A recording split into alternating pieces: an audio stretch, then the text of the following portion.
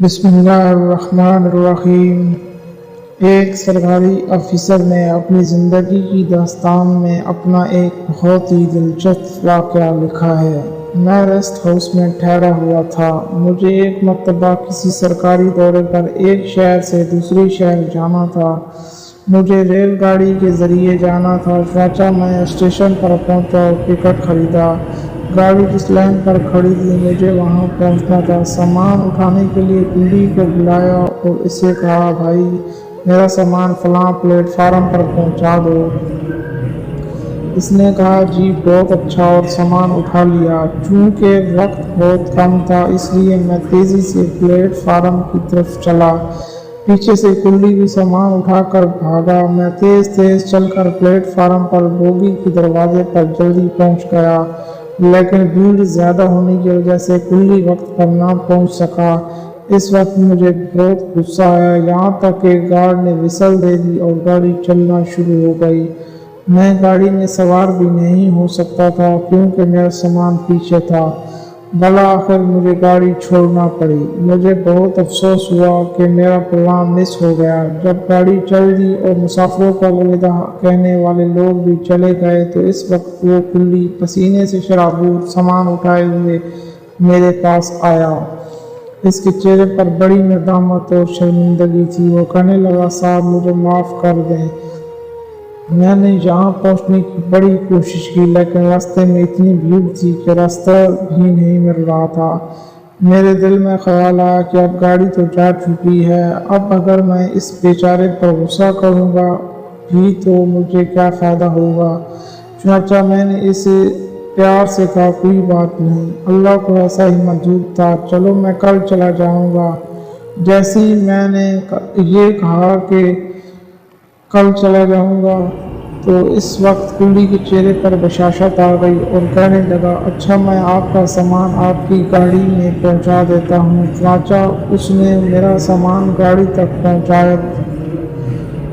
اس نے وہ رات وہیں گزاری۔ اگلے دن میں وقت سے کچھ زیادہ پہلے اسٹیشن پر پہنچ گیا۔ جب میں وہاں پہنچا تو دیکھا کہ وہی کلی پہلے سے میرا انتظار کر رہا تھا۔ جیسے ہی اس نے مجھے دیکھا تو وہ مجھے ایسے گرم جوشی سے ملا جیسے کوئی بڑا ہی عزیز ہوتا ہے۔ اس کے بعد اس کلی نے میرا سامان سر پر اٹھا لیا اور کہنے لگا، صاحب آج تو ابھی رش نہیں ہوا لہذا آج تو آپ کو پہنچا ہی دوں گا۔ جب کلی نے میرا سامان پلیٹ فارم میں پہنچا دیا اور میں نے اسے پیسے دینے چاہے تو کہنے لگا، نہیں صاحب میں پیسے نہیں دوں گا کیونکہ میری ہی غلطی کی وجہ سے آپ کی ٹرین مس ہوئی تھی۔ میں نے پیسے دینے کی بڑی کوشش کی لیکن کلی نے میری منت سماجت کرنی شروع کر دی کہ آپ مجھے پیسے نہیں دیں گے تو میں زیادہ خوش ہوں گا۔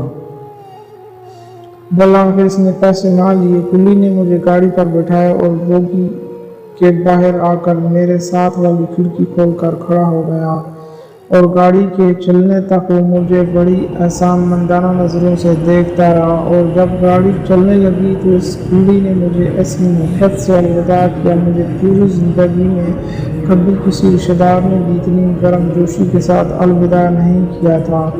اس نے اس واقعے کے بعد لکھا کہ لیٹ ہونے کا جو غم تھا وہ تو رات کو ہی ختم ہو گیا تھا، لیکن اس کی محبت بھری الوداعی نظر آج 20 سال گزرنے کے بعد بھی میرے دل میں ٹھنڈک پیدا کر دیتی ہے۔ اب دیکھیے کہ بندہ 2 گالیاں دے کر اپنا دل کا غصہ ٹھنڈا بھی کر سکتا تھا اور وہ سن کر گھر چلا جاتا، لیکن اس نے معاف کر دیا اور اس معاف کرنے کا نتیجہ یہ نکلا کہ اس نے احسان مانا۔ اس دن بھی اس کا سامان پہنچایا اور اگلے دن بھی سامان پہنچایا، حتیٰ کہ جب تک وہ روانہ نہ ہوا وہ پلیٹ فارم پر ہی کھڑا رہا، اس کے لیے دعائیں بھی کرتا رہا اور اسے محبت بھری نظروں سے الوداع بھی کیا۔ جی ہاں، جب انسان دوسروں کی غلطیوں کو معاف کر دیتا ہے تو ان کی غلطیوں کی تکلیف تو یاد نہیں ہوتی، لیکن معاف کر دینے کا مزہ اسے زندگی بھر نصیب ہوتا رہتا ہے۔ اس لیے جب کبھی کوئی معافی مانگنے آئے تو سب سے پہلے اپنی آخرت کے بارے میں سوچیں کہ اگر میں نے آج اس کو معاف نہ کیا تو پھر میں قیامت کے دن اللہ رب العزت سے کس منہ سے معافی مانگوں گا۔